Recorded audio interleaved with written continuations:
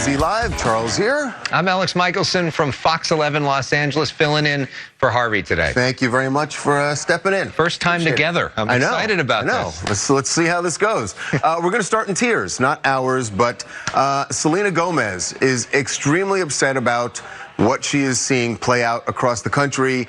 If you've seen any news at all, you know that there have been ICE raids around the country. Almost 1,000 people arrested this weekend, and which is about, we're told, about 3 times what it would normally be. And Selena is extremely upset about this, and in fact posted her reaction to it. And she doesn't say a lot in the clip, but it says a lot. Here is what she posted, and then we're going to get into why she took it down. I just wanted to say that I'm so sorry. So many people are getting attacked. The children. They don't understand. I'm so sorry. I wish I could do something, but I can't. I don't know what to do. I'll try everything, I promise. Clearly very emotional there. So she posted that, and then that came down. And then she posted something else, basically saying apparently it's not okay to show empathy for people. And then she took that down. Which to me says that she posted that, and a lot of the comments she got were probably people saying, we support these raids. And if you voted for Donald Trump, you probably do support these raids. And the fact that the administration has said that they are targeting people who are violent criminals. Yeah, basically what they're saying is they're going after people that are rapists and murderers and people involved in violent crimes, that they're not just sort of rounding up, you know, grandma in the back of a church. And so the pushback to that would be, are you in favor of these people, these violent criminals being in the country? What are you talking about?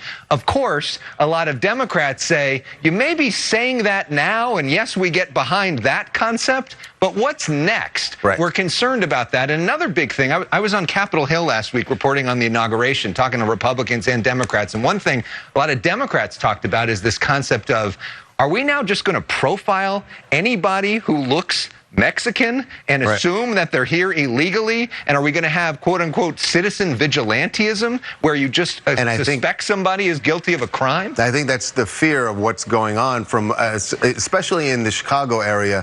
There have been some videos posted with family members very tearfully talking about people being taken away who were, living in this country for 30 plus years, had never had any issues with the law, and they're wondering why suddenly their father, their husband, has been taken away. And I think maybe that's probably mostly those kinds of videos that Selena is reacting to. This is a very personal thing for her also. This is something that really just hits home for her, because she's actually talked about in the past how her aunt came here in the 70s and she was hidden in a car, and Selena's been very outspoken about being so grateful. Came here from Mexico, right? Came here from Mexico, yes. Selena is Mexican, and she has spoken in the past how grateful she is of all the sacrifices that her family has gone through for her to be a U.S.-born citizen here.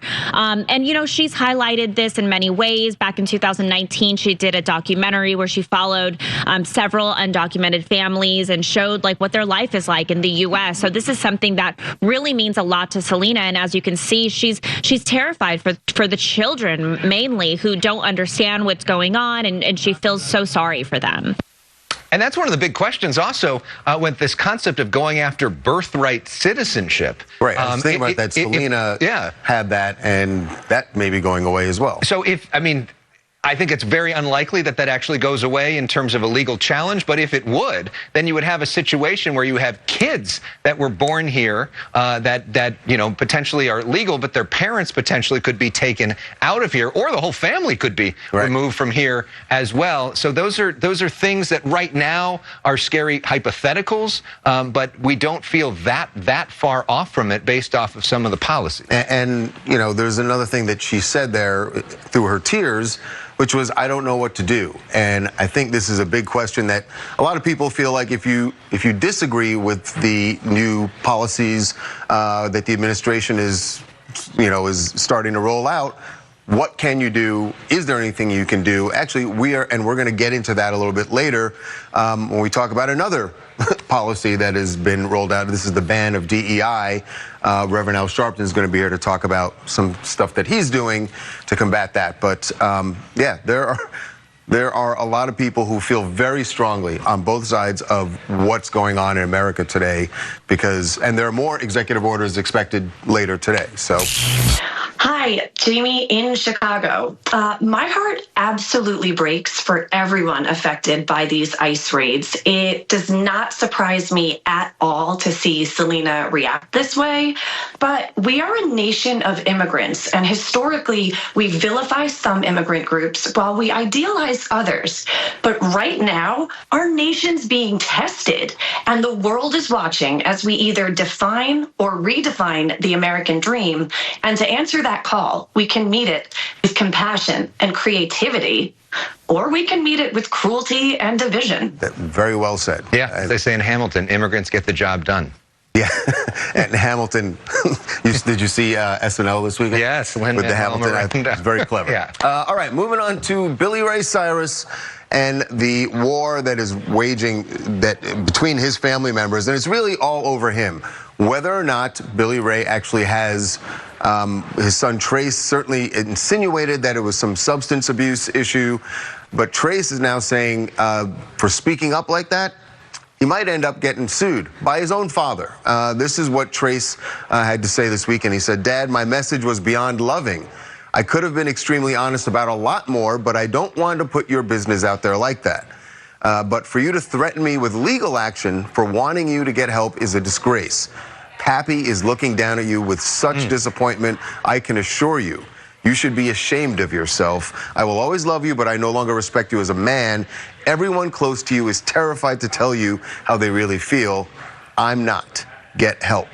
Bringing up the grandfather is it's quite something. Invoking Pappy's name there. So it's clear that behind the scenes, even though Billy Ray hasn't said anything directly, publicly about what Trace claimed last week, it's clear there is a battle going on behind the scenes, and Billy Ray, according to Trace, is pushing back against the things that are being said publicly. And a lot of this emanates from the inauguration, speaking of, right. Billy Ray Cyrus performing there, and it did not go well. A lot of people were concerned, wondering if he was perhaps on some sort of substance or what was going on with him behind the scenes, and clearly his family concerned enough to post this sort of message. Now, Trace is concerned. Meanwhile, his other son, Brazen, came out and said, no, Dad's great. And in fact, some people question that because Brazen and Billy Ray have an album that's coming out, so they feel like maybe he's just trying to promote their project. Billy Ray, the only thing that he said publicly, and I don't know if this is a response to what Trace was saying, but he basically asked for prayers. He said, "I'm praying for the brokenhearted and their pain. I'm praying for my family, for my children, sons and daughters, and their mother. Let this be the start of healing for us all. The past does not equal the future. Amen." And the battle now has kind of spilled over to between Trace and his brother Brayson, who's doing the album with Billy Ray. And it's turned a little nasty and a little petty. Trace posted a photo of Brayson, who's 5 years younger than him, and looks a little older than Trace, and he said, "This is my younger brother." And then he posted a video of himself, Trace, working out, and said, "This is what healthy looks like," and made an offer to Brayson to help get him in shape and to, quote, "man up." Wow, it is getting ugly. And by the way, when Billy Ray posted that comment about the pray for my family, he was also posting a music video, an old music video that he did that Trace was actually in. So it seems like he's trying to reach out to Trace in some way, but Trace is saying, he's trying to reach out to his lawyers, and he's not having it. Hi, my name is Kimberly. I'm from Florida. I do want to say that I also pray for this family because we grew up watching this family on TV and seeing them so divided now. It's really disheartening. For a father to threaten to sue his own son is like insane to me. I would think he could just pick up the phone and call him but Billy Ray gives the phone works two ways type of father to me. It's clear something is going on with him, and not even just from the inauguration performance, because that was embarrassing, but I feel like everyone's performance was embarrassing that day. It's just been years coming, I think. And again, I really just pray for this family because we did see them on TV and we want them to be back together. Well, Carrie Underwood was great, but that's a whole it's a whole other. The technical behind her was embarrassing. And is Miley Cyrus basically just completely silent in all this? She is. Her name is Bennett. She ain't in it. Yeah. All right. We are going to take a break. When we come back, Taylor Swift and the Chiefs, yes, I gave her the headline, are headed back to the Super Bowl, and they will be up against a familiar foe. What's interesting about the Eagles going up against the Chiefs again is the reaction from Eagles fans. We know that they are a passionate group. Yeah, that's quite a fan base. But what happened in Philadelphia last night is not even arguably, there was definitely criminal activity. Ooh, there it is.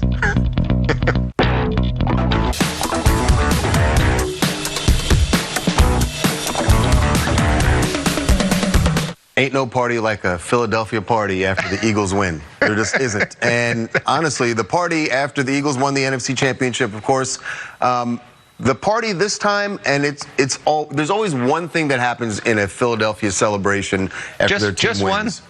Well, there's always one thing that stands out that's takes it even further than the last time.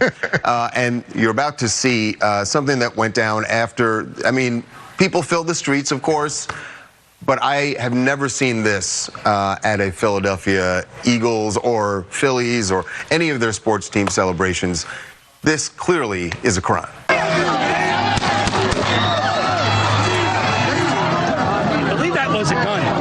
Dude, that was definitely a gun. Oh, get us in the camera.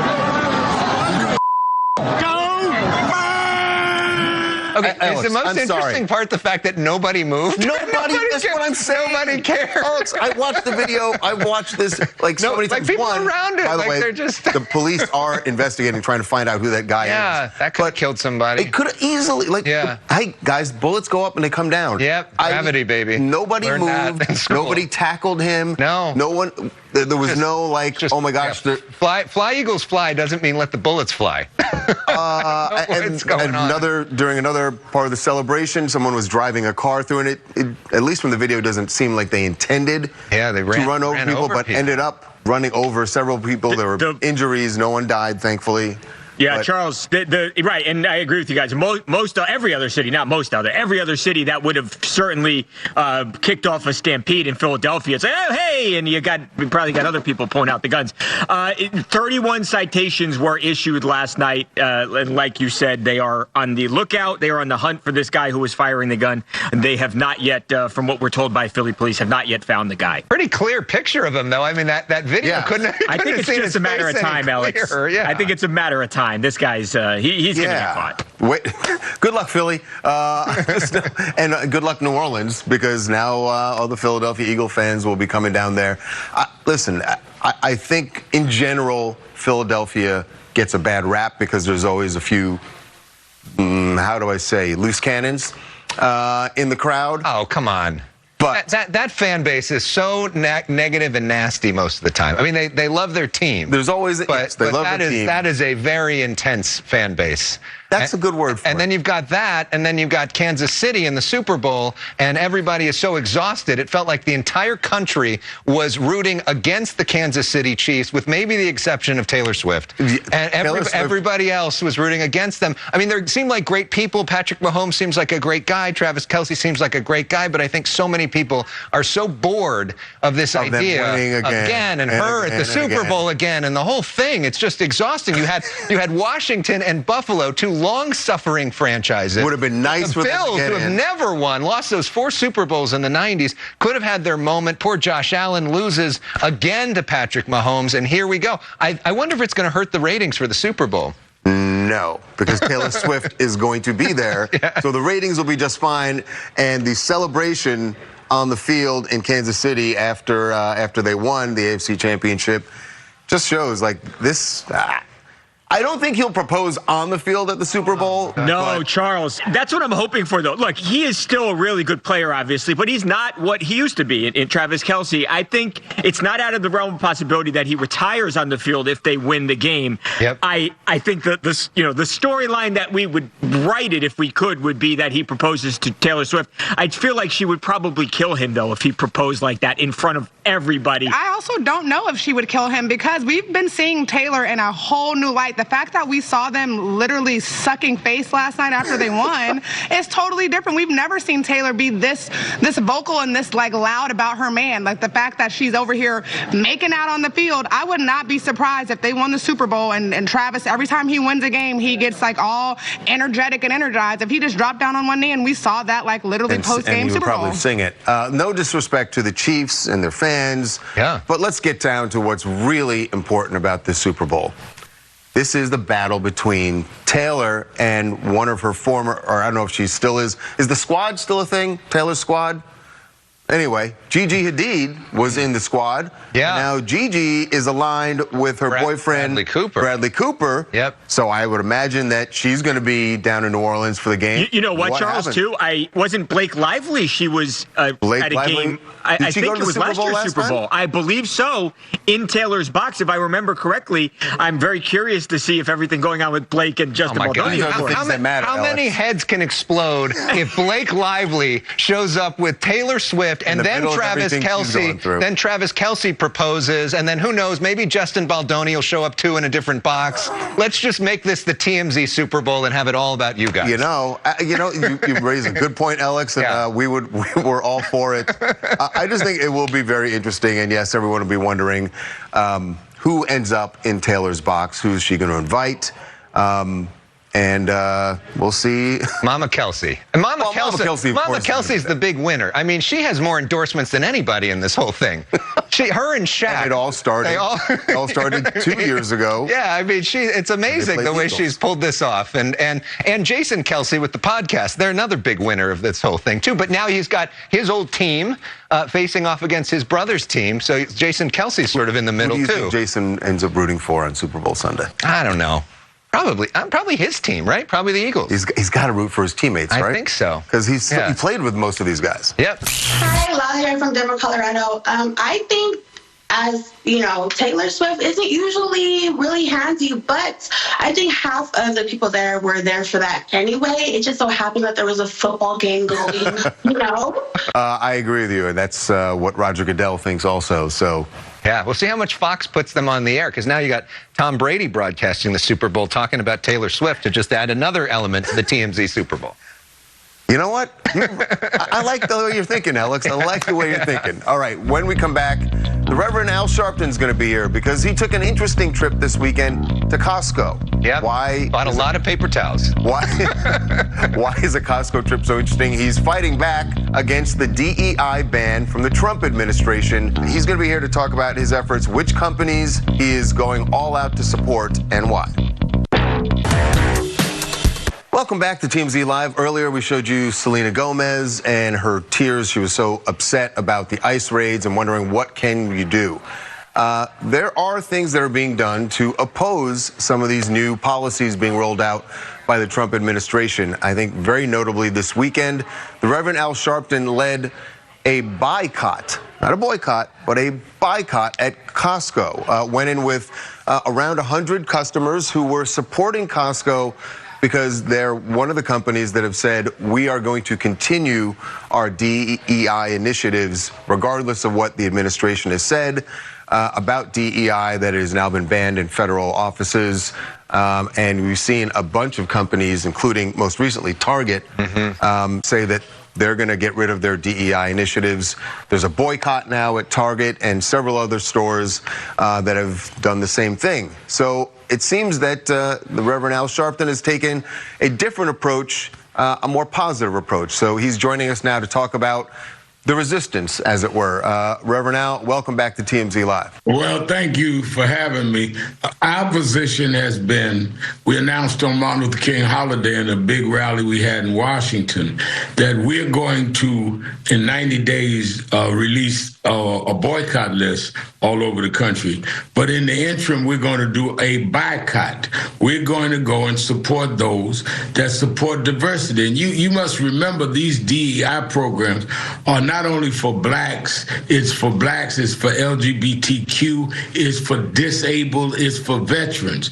So our position is very simple. If you do not want to commit that you will have diversity in your workforce, diversity on your board, diversity on your C-suite, then why would you want to have diversity among your consumers? If Mr. Trump and his supporters can tell you you cannot make sure that you have a diversified workforce, then they can't make a law to make us shop and spend our money where we're not guaranteed that there's going to be fairness. Diversity programs started because there was bias against those communities. Now you're going to tell me when we're trying to correct the bias that you're going to penalize the companies? No, I don't think so. Yeah, there's some in the black and brown community that say if you boycott stores that sell our products, that actually hurts us. Tabitha Brown in particular said this. But I think that is like saying in segregation time that if you fight for desegregation, I'm going to lose my job that is unfairly paid and unfairly done. We want black businesses to prosper, but we don't want them to prosper at the expense of dealing with the larger issue.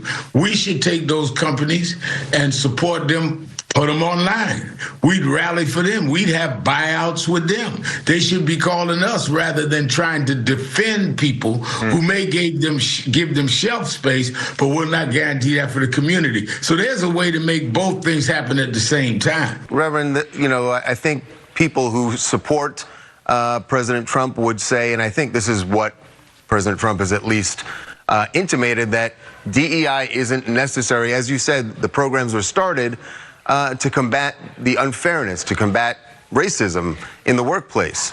And what he would have you believe, I think, is that we don't need that anymore because racism isn't an issue, and we're all just going to be, we're all going to be judged by merit. Let's deal in the real world. First of all, the income level between a black family and a white family is the same gap as it was 30 years ago. The medium income level.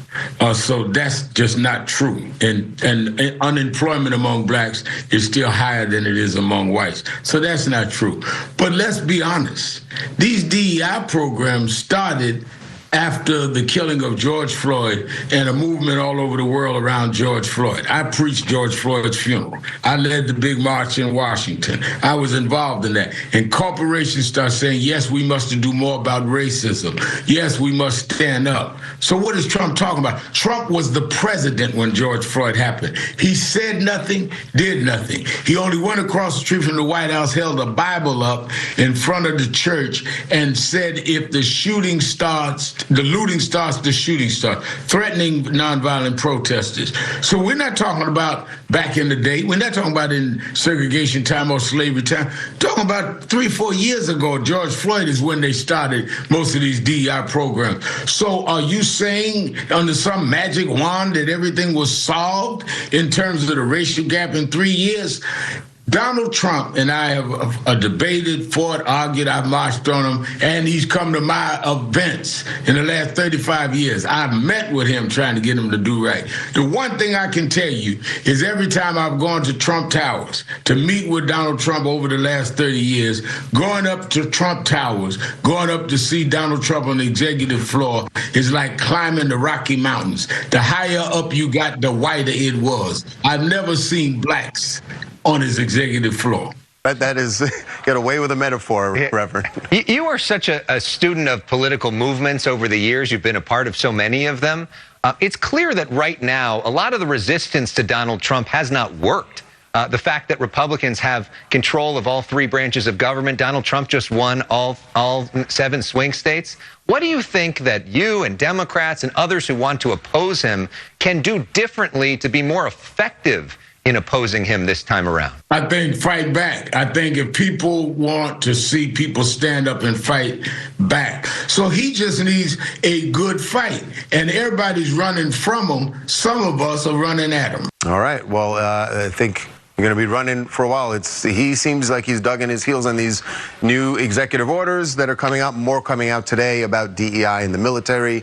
And Reverend Al, I have no doubt that you will still be opposing. So we look forward to talking to you. All right. Take care. All right. We are going to take a break.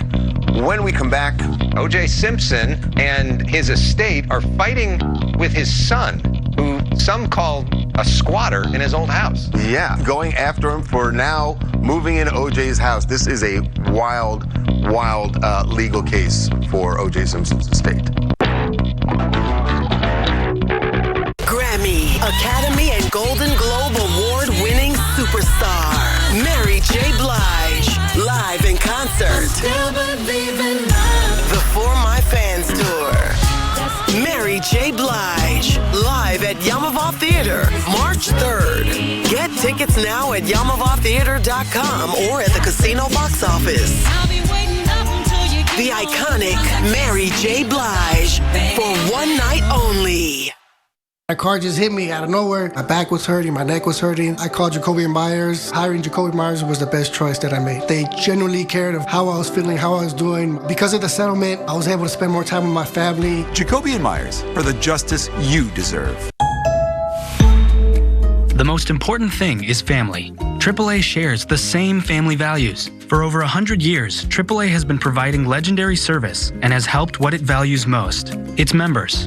Join our family, and you could save on your auto insurance policy with our competitive pricing. We offer you our support when you need it, whether it's questions about your policy or with our most trusted roadside assistance service.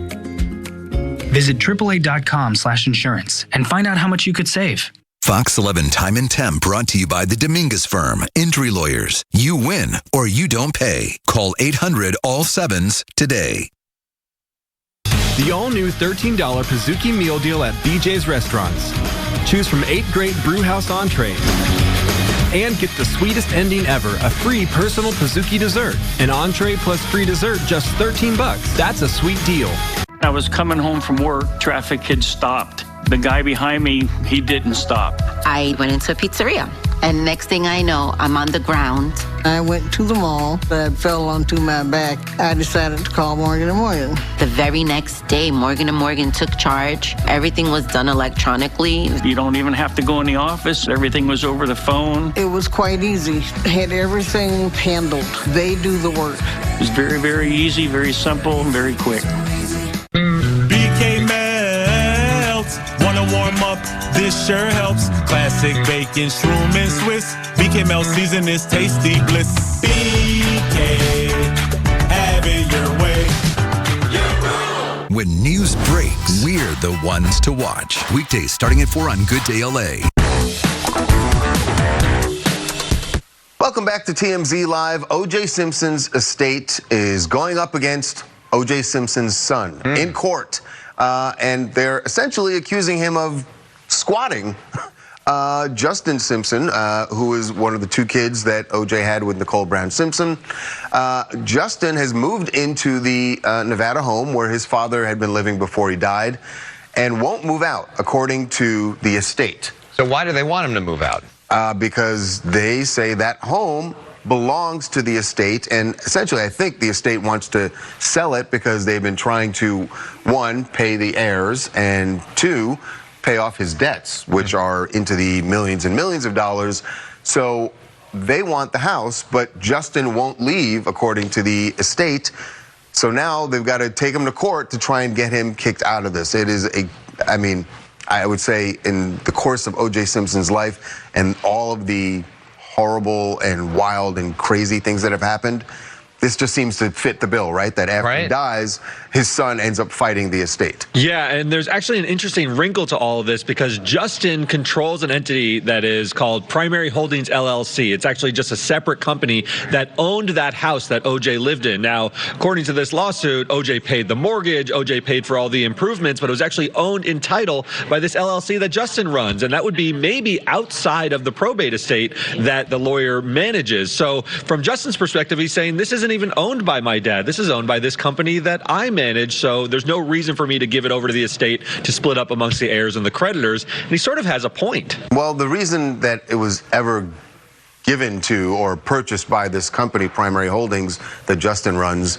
was to shield OJ from creditors, right? So, like you use the system to game it, right? So you game the system so that creditors couldn't go after your house.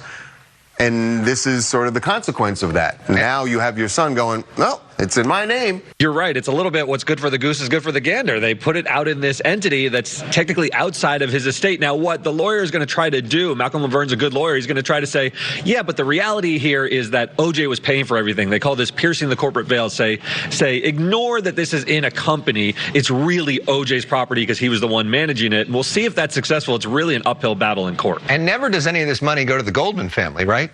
Well, I think Malcolm Laverne, the estate, the executor, would say that's why we want the house, and that's why he's been trying to sell off, gather as many assets as possible to sell off. He says he wants to pay the Goldmans. That $33 million judgment. Whether it ever happens. Johnny Benitez, Brooklyn, New York. First of all, this story is like super relatable, right? Because how many of us have a friend or a family member that we know that we're fighting in court with relatives to try to get some possession of a house of somebody that passed away? But in reference to the son, it seems like we really will just have to wait and see. This seems like maybe a legal loophole that he might have successfully been able to pull off, but there's no telling what happens just yet. But it would be exciting to see if he gets it. I don't think anybody's trying to give a break legally, though, to the Simpson family. After all, once he got found civilly liable, he's been trying to do like an asset kind of hide situation for a while now. So if it works, it works. I don't know if I think it will necessarily, because who is trying to give a break to the Simpson family? Even with what happened in Vegas, it seems like legally nobody's really going to be trying that. But we'll just have to wait and see. Crazy story. All right, we're going to move on now to Alec Baldwin and his venture into reality TV. We told you about this months ago that Alec and his family have done a docu-reality series. The Baldwins coming out on TLC next month. So they just dropped the first trailer. And what's interesting about it is you expect to see their crazy life with their 7 kids and 6 pets in Hilaria. And it starts off, this trailer is really positive and peppy, and you see all the kids and all the happiness. But there's certain timing of when they were shooting this reality series was when Alec Baldwin was involved in the Rust trial and the accidental shooting of the cinematographer, Helena Hutchins. So they had to address that somehow. This is how just a little bit of how they're addressing it in the show. My son lost his mom in the most unthinkable tragedy. This is never something to forget, and we're trying to parent through it. When the world is getting cold, know that I'm yours. Honestly, from the bottom of my soul, I don't know where I'd be if I didn't have you and these kids. I will leave you. It's okay, just ignore him. We've had bad moments, but we found our foundation. She says you should look like this. 1980. We're solid and we're here together. From day one when they announced this, I just wondered, why is Alec Baldwin Why is he doing this? Is it a money grab? Does he need to do the I don't think Alec Baldwin needs the money. Is it what is this? And maybe it's that it's the fame for Hilaria, who I have no doubt will end up being the person that is the standout in this series. But I just don't know why Alec Baldwin would do this. Even without everything he was going through in the Rust trial, and even that may still be going on because now he's going after the special prosecutor.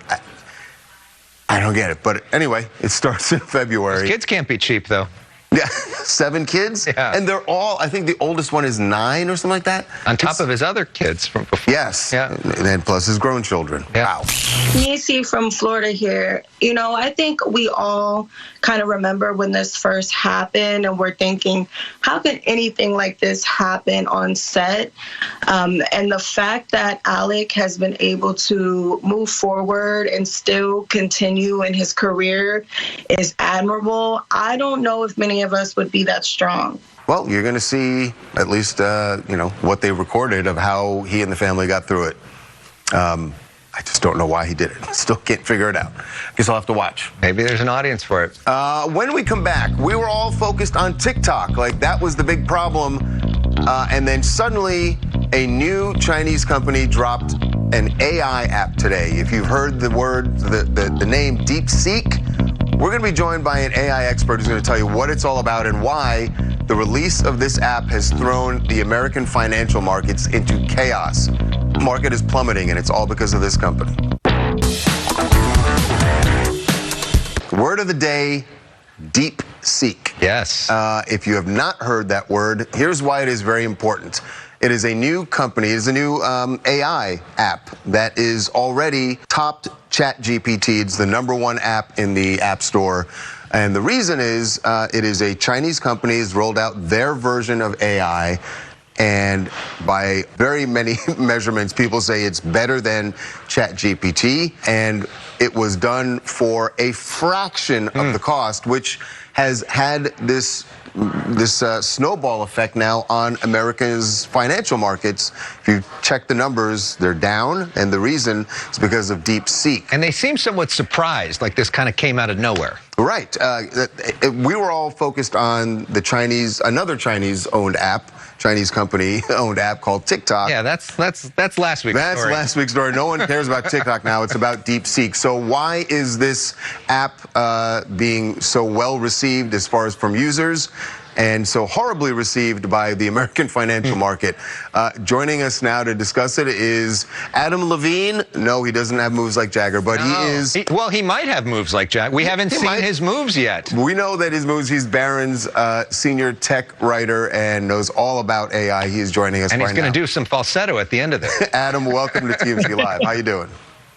I have a residency in Vegas coming up. Yeah. All right, excellent. Well, you might be able to get one with all the interest in DeepSeek, and you're the one who's, I hope, can explain to me why this one app has caused such chaos. So there's been a stock market rally for the last 2 years, and the underlying thing is AI, and the fact that AI is very expensive and requires a lot of computer hardware, and companies like Microsoft and Google and Meta, who make Facebook, and Amazon are spending a ton of money on GPUs, what are called GPUs, AI accelerators, to make AI run. But now DeepSeek comes, and they're saying you don't have to spend all that money. It's actually a fraction of that cost, and that means all the money everyone has been spending on NVIDIA AI accelerators may have been wasted. And it's bad for NVIDIA, it's bad for all their suppliers, it's bad for all their customers in this direction. It's just bad for hardware generally, but it's good for software because all of a sudden, maybe, if this is all true, and the key thing is it needs to be replicated, what DeepSeek did needs to be replicated by a US lab, a South Korean lab, a European lab, etc. If that's the case, we don't need all this hardware, and AI just got cheap, and that benefits software and services companies want to provide AI services. So DeepSeek said, the number I read is that they developed this for like $5 million. What are American companies spending to develop their AI? In an apples for apples comparison to that, it's about 14 times less. We just saw this big story last week of Donald Trump at the White House with Sam Altman and Larry Ellison, and this idea of spending $500 billion in private money on artificial intelligence. What does this do to that? This puts all these capital plans. Microsoft said they were going to spend $80 billion this year. Facebook, Meta, said they were going to spend $60 billion this year. It puts all those.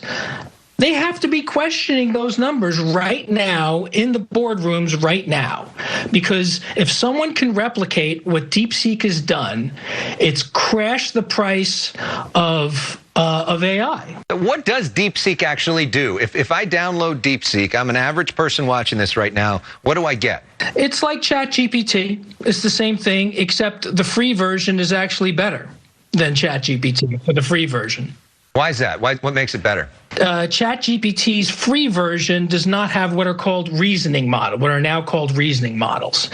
And what that does, for example, yesterday to write my article, I asked DeepSeek to weigh in on whether Michael Jordan or LeBron James is the greatest player of all time. Okay. And the first thing DeepSeek did was have a 900-word conversation with itself. And what does peak mean? What does peak performance mean? What does better mean? And it came to the conclusion that you can't compare across. Boo. What is DeepSeek now, a politician? DeepSeek sitting on the fence. OpenAI's comparable model came to the same conclution. Came to the exact same problem with AI. Adam, thank you so much for breaking this down. This is going to be interesting to see where it goes, and I have a feeling we might be talking to you again about this. And we can check out his reporting in Barron's to look at his article. Thanks so much, Adam. Thanks, Adam. Thanks, guys. All right, we're going to take a break. When we come back, Blake Lively says that Justin Baldoni's attorney has not only defamed her, he is tainting the jury pool, and they've put the judge on notice about all of this, but Justin Baldoni's attorney is firing back what he says they are doing to actually get to the real truth of what's going on between these two. We'll hear it when we come back.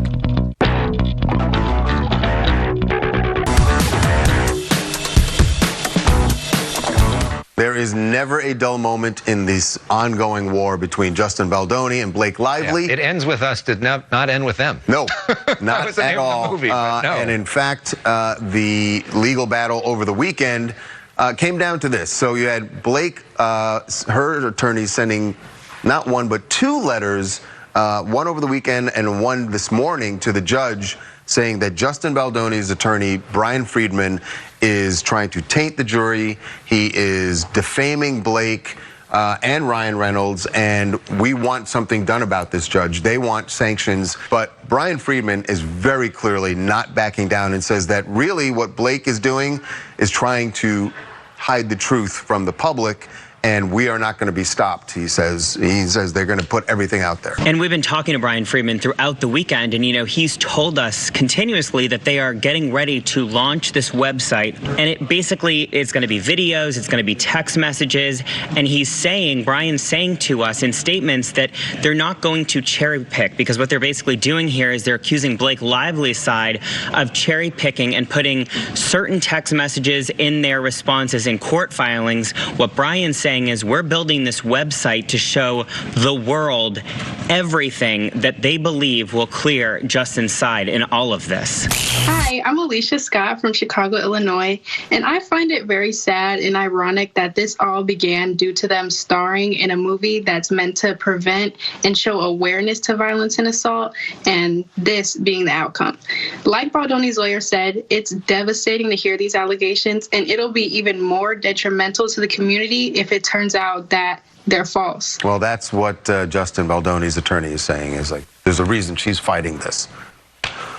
We will see. It seems like maybe he's turned a bit of a corner here in terms of the PR battle. It's starting to feel that way. All right. Every week we put up poll questions on the website. Get your take the temperature on stories that we've been reporting on. And now we do the results. Here we go. Donald Trump's first week. I'm shocked. I'm not. You got to be, I'm not, right? I'm not, right? He basically said everything he said, which is kind of shocking itself for politicians. Right. Hardening violent January 6 rioters, shameful and terrifying, the right thing to do. Guessing shameful and terrifying? 71% saying that, yet he did it anyways, including the people that Going after cops. Yes. SZA joining Kendrick Lamar for the halftime show. That is awesome or a snooze. We had to tell Harvey about that her song is snooze. So that could actually be a positive you were voting for if you like the song. All right. All right. What's next? Lauren Sanchez's inauguration fit. She looked amazing, trashy, and inappropriate. Both could be true. I don't think those are necessarily. Excellent point, Alex. But let's see what you're saying. What did the people say? 81% saying trashy and inappropriate, going with the Megyn Kelly critique of that. Apparently, yes. All right. We are going to take a break. When we come back, Jennifer Lopez has a big weekend at Sundance. You might even say a mesmerizing or even hypnotizing weekend. Oh, man. You're going to see the reaction to that dress, but from a different angle. I want to say up front, I don't blame this guy. And honestly, I dare anyone in America to blame this guy who had a very notable reaction to Jennifer Lopez and her big weekend at Sundance Film Festival. She has a movie there, Kiss of the Spider-Woman. That's why you see the dress. And the dress, the lace and the web. She looks great. But here is the guy who, as she was walking down the arrival line, we have hidden his identity just to protect him. I don't know what's happening at home, but there he is, just blatantly staring at one of the most famous butts in America. We'll just say it. So it was a big weekend for her. Aside from that dress in the movie premiere, showed up at one of the nightclubs in Park City and actually did an impromptu performance of her song, All I Have, which everyone loved. It's a good time for her to be promoting, so we see her back out. Indeed. Yeah. I see what you did there, Alex. Yeah. All right. That's